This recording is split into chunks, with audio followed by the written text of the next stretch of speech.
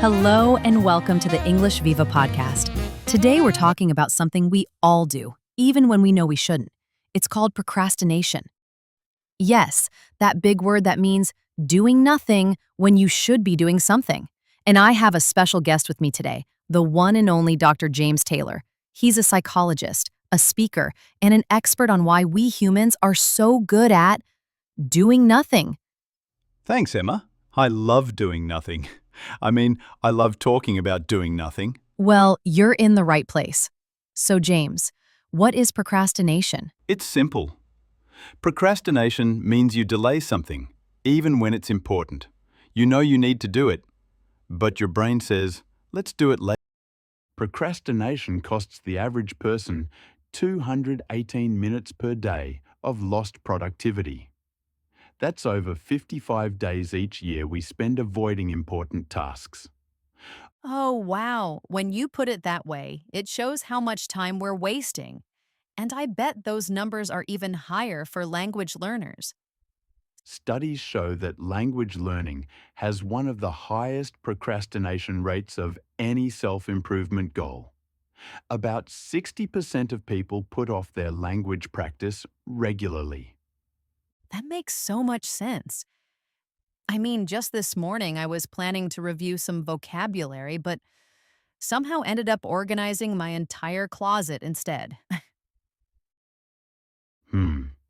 That's such a classic procrastination move, finding something that feels productive to avoid the actual important task. You know what's fascinating? Research shows our brains get a small reward hit from these avoidance behaviors. So you're telling me my brain was encouraging me to organize those clothes instead of studying? Exactly right. And here's the really interesting part.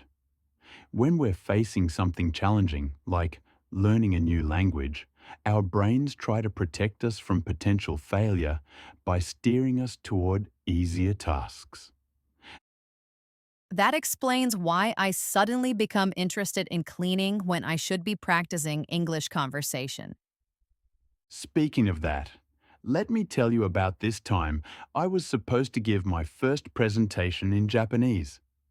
Instead of practicing, I spent 3 hours researching the history of Japanese tea ceremonies. That's both hilarious and so relatable. Did you eventually give the presentation? Well, yes, but here's where it gets interesting. I was so nervous about making mistakes that I spoke super quietly, and someone in the back actually thought I was speaking English with a very strange accent. Oh no, what did you do? You know what? I just laughed it off and spoke louder.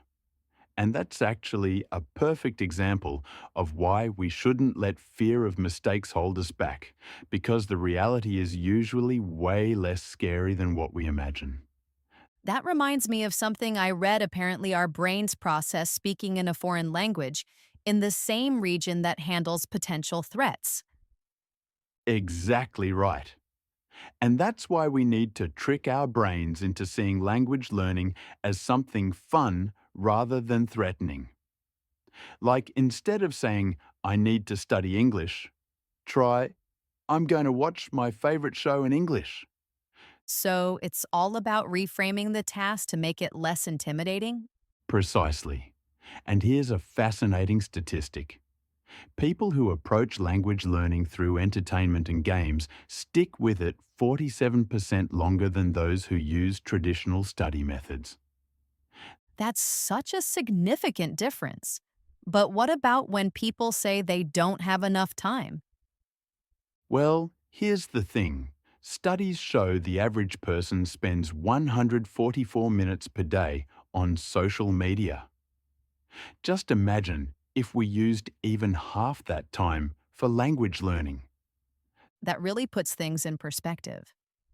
So, what's the most effective way to start breaking the procrastination cycle? Research shows the 2-minute rule works incredibly well basically. If something takes less than 2 minutes, do it immediately. For language learning, that might mean learning just one new word or phrase. That sounds much less overwhelming than trying to master an entire textbook at once. And you know what's really cool? Studies show that these micro learning sessions can be just as effective as longer study periods. The key is consistency over intensity. But how do we maintain that consistency when motivation starts to fade? Well, here's a powerful technique backed by research implementation intentions. Instead of saying, I'll study English today, you say, I'll study English for 10 minutes while drinking my morning coffee. Oh, so you're linking the new habit to something you already do consistently? Exactly. And the success rate jumps from about 35% to over 80% when people use this method. Plus, it helps bypass that part of our brain that starts making excuses. Speaking of excuses, I've noticed people often say they'll start learning when the time is right. That's what psychologists call the perfect time fallacy. This idea that there will somehow be this magical moment when everything aligns perfectly for learning. But that perfect moment never really comes, does it? Never. And here's the really interesting data: people who wait for the perfect time are 76% less likely to ever start compared to those who just dive in and begin. That's such a striking statistic. So, what's your advice for someone who's been putting off their English learning?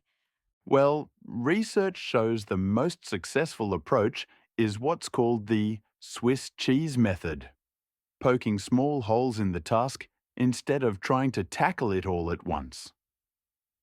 Could you give some specific examples of how that works? Sure, instead of saying, I'm going to become fluent in English, you might start by changing your phone's language settings to English, or learning just the vocabulary related to your favorite hobby.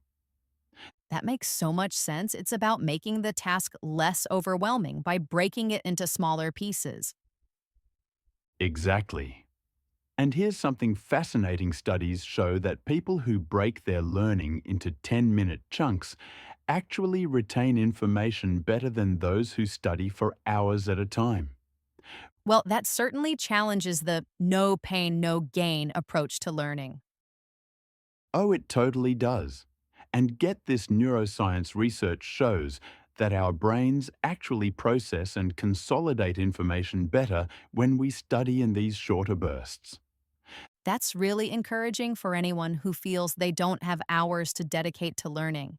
And you know what else helps? Having a specific goal for each short session. Like, instead of study English, try learn 5 words related to cooking. That reminds me of something interesting about goal setting psychology. Oh, yeah? What's that? Well, studies show that people who set specific, measurable goals are 33% more likely to achieve them than those who keep their goals vague. That's fascinating. And it ties perfectly into what we know about procrastination. The more concrete the task, the less likely we are to put it off. So, what would you say is the single most important takeaway for our listeners? Well, based on all the research we've discussed, it's this: start small, be specific, and remember that imperfect action beats perfect procrastination every time. That's such a powerful way to wrap up our discussion today. And remember, everyone, those 218 minutes you might spend procrastinating today, even using just 10 of them for learning, could change your life. Why not start right now? So, what about you, dear listeners? What do you usually procrastinate? Is it learning English, doing your homework, going to the gym, or maybe cleaning the fridge? We'd love to hear your story. Write it in the comments or tell us your funniest I'll do it later moment. And if you have a friend who always says, I'll start tomorrow, share this podcast with them today.